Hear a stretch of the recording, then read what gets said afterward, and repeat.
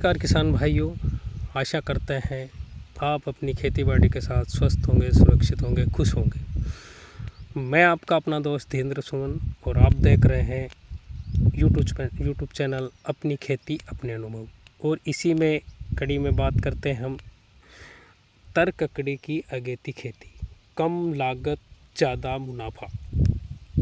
जो किसान भाई या जो नई पीढ़ी का खेती से मोहभंग हो रहा है या कह रहे हैं कि खेती घाटे का सौदा है, तो मैं उन किसान भाइयों से कहना चाहूँगा कि खेती घाटे का सौदा नहीं है।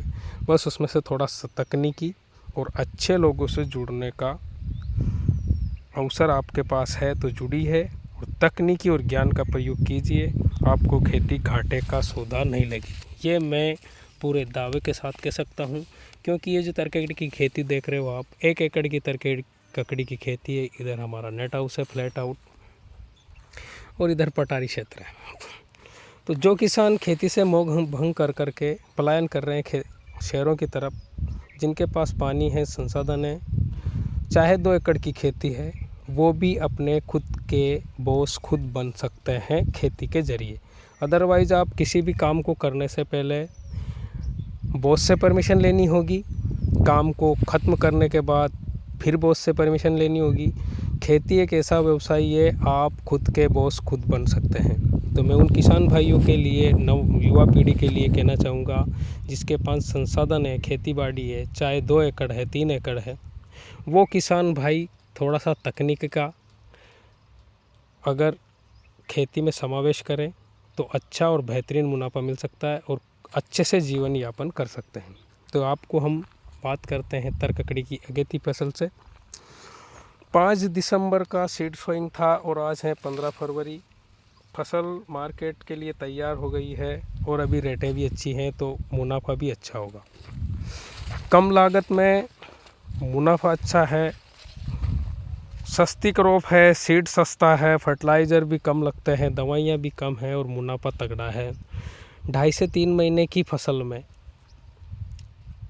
लास्ट 4 महीने की फसल और मुनाफा लगभग 2.5 से 3 लाख रुपए अगर खर्चे काट भी दें तो। फर्स्ट साल में आपको थोड़े मुनाफे कम मिलेंगे, क्योंकि आपको मल्च है, ड्रिप है, क्रॉप कवर है, रिंग्स हैं, ये सारे वहन करने पड़ेंगे, पर आपको खेती से मुनाफे पक्के मिलेंगे। बात कर लेते हैं तरककड़ी की। तो तरककड़ी में 2.5 से 3 हज़ार रुपये पर एकड़ में सीड आ जाता है। बैसल की बात करें, अगर आपके खेत में जीवाश्म अच्छा है तो आपको ज़्यादा कुछ देने की ज़रूरत नहीं है, SSP है, सुपर है। या फिर मैं कहना चाहूँगा कि किसान भाई अगर बैसल देना ही चाहते हैं और लैब टेस्ट करवा लेते हैं तो ज़्यादा बेहतर होगा। ज़मीन को क्या चाहिए, फसल के लिए क्या रिक्वायर है, तो लैब टेस्ट करवाएं।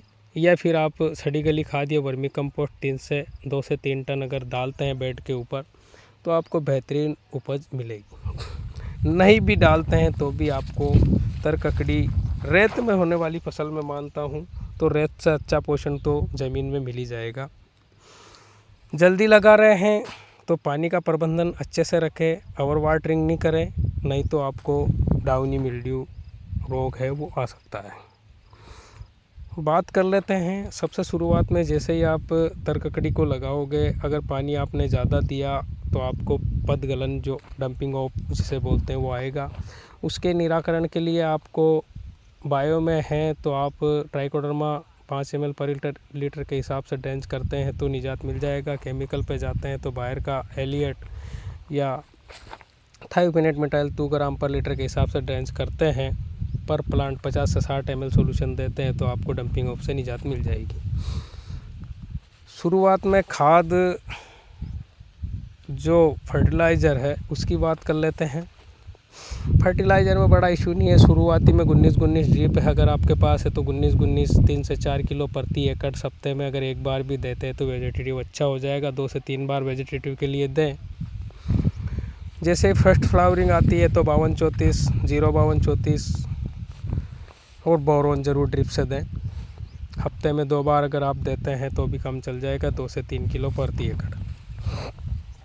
जैसे ही आपके साइड ब्रांच शुरू होते हैं तो आपको पहला काम करना है कि पोषक सुपर आता है कृषि रसायन का, 40 ml पर 15 लीटर में 15 दिन के अंतराल पर अगर 2 स्प्रे करते हैं तो साइड ब्रांच अच्छे से आएंगे। जितने साइड ब्रांच आएंगे उसमें ही ककड़ी आपकी तरककड़ी लगेगी। ये देख लो, जितने भी साइड ब्रांच निकलेंगे उसमें ही तरककड़ी आएगी। तो उस पोषक सुपर जैसे ही डालोगे, फास्फोरस की एबिलिटी ज़्यादा बढ़ाओगे तो साइड ब्रांच है और फसल स्वस्थ होगी। DAP जो नैनो यूरिया आ रहा है उसका 3 से 4 ml पर लीटर के हिसाब से अगर स्प्रे करते हैं वो भी अच्छा बेहतर साबित हो सकता है। बात करें खाद प्रबंधन में तो यही है, पहले आप 19-19, उसके बाद में 052-34। जैसे ही इस स्टेज पे फ्रूट सेटिंग फ्लावरिंग चल रही है तो 052-34 2 से 3 किलो प्रति सप्ताह, 4 किलो तक जा सकते हैं। 2 दिन के बाद कैल्शियम नाइट्रेट 3 किलो और 13-0-45 2 किलो अगर आप दे रहे हैं 2 से 2.5 किलो सप्ताह में अगर 2 बार देते हैं तो आपको किसी तरह की परेशानी नहीं होगी, फसल भी स्वस्थ रहेगी और उत्पादन भरपूर मिलेगा। फल तीखे और शेप बिगड़ा हुआ आपको नहीं मिलेगा। स्प्रे की बात करें तो बोरोन और कैल्शियम नाइट्रेट के स्प्रे अगर आप रेगुलर रखते हैं सप्ताह में एक बार तो इस तरह की समस्या आपको देखने को नहीं मिलेगी, बोरोन डिफिशियंसी नहीं। और हफ्ते में 250 ग्राम बोरोन पर एकड़ के हिसाब से आप ड्रिप से दें तो ये जो समस्या आ रही है, इस समस्या से आपको निजात मिल जाएगी। इस तरह की समस्याएं आपको नहीं आएगी। फ्रूट ड्रॉपिंग की, फल की शेप के लिए कैल्शियम और 13-45 का देना आवश्यक होता है ताकि आपका फ्रूट बिगड़े नहीं और 1.5 महीने तक रेगुलर आपकी हार्वेस्टिंग होती रहे।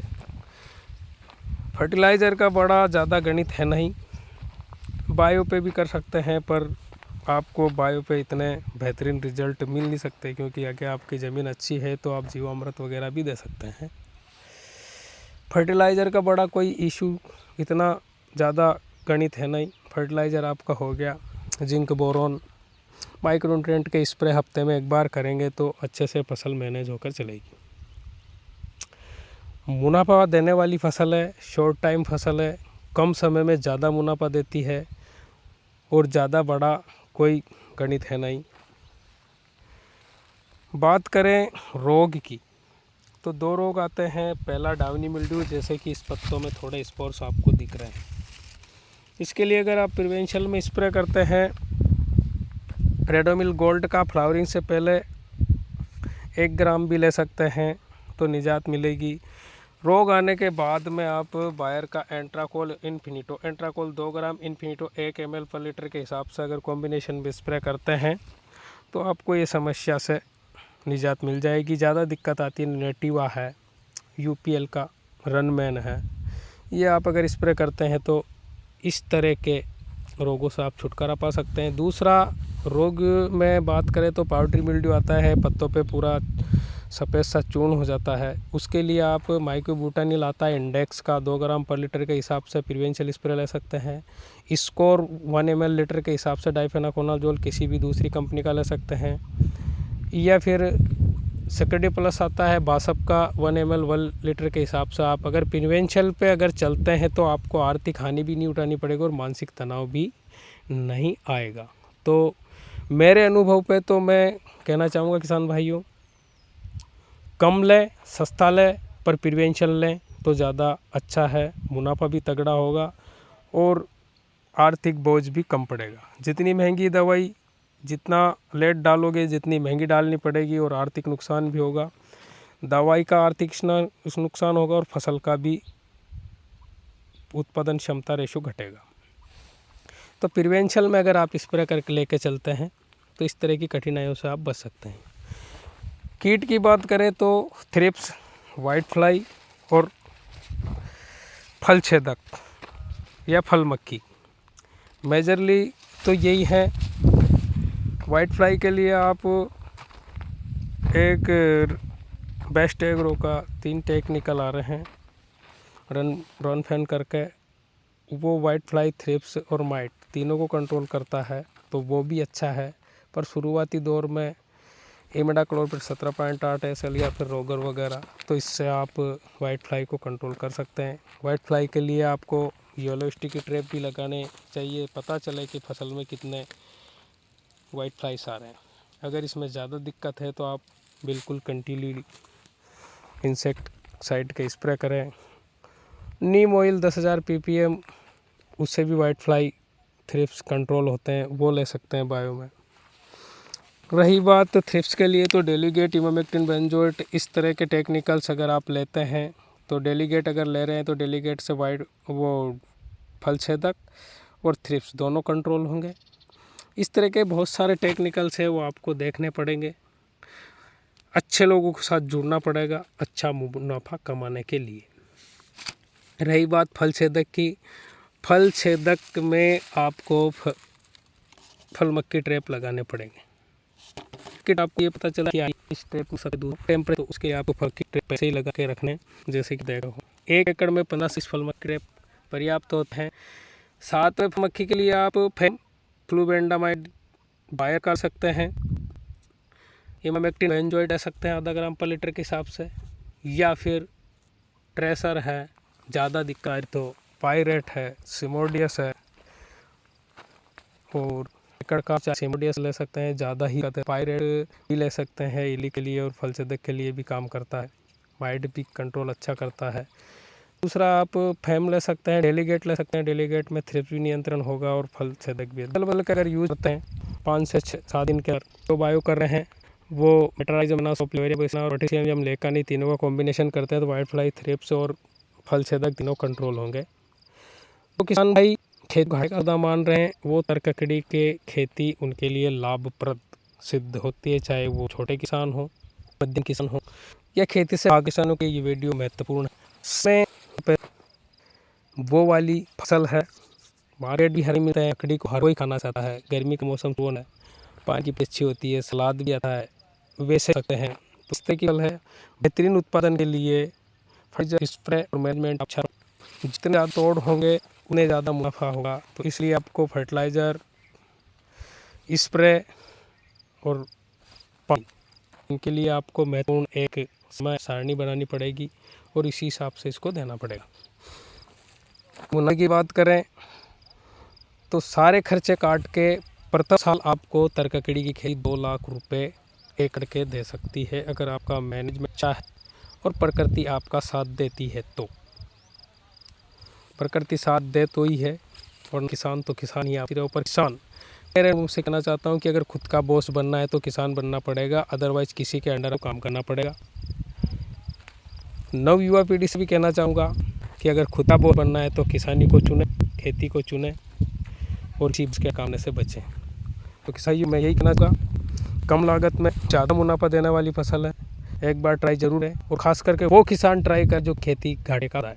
अच्छे लोगों से जुड़े भविष्य है। और आप अगर वीडियो अच्छा लगे तो शेयर सब्सक्राइब जरूर करें और कुछ जरूर करें, किस तरह को वीडियो है तो पता चले कि हाँ वीडियो बनाना सफल हुआ रहा।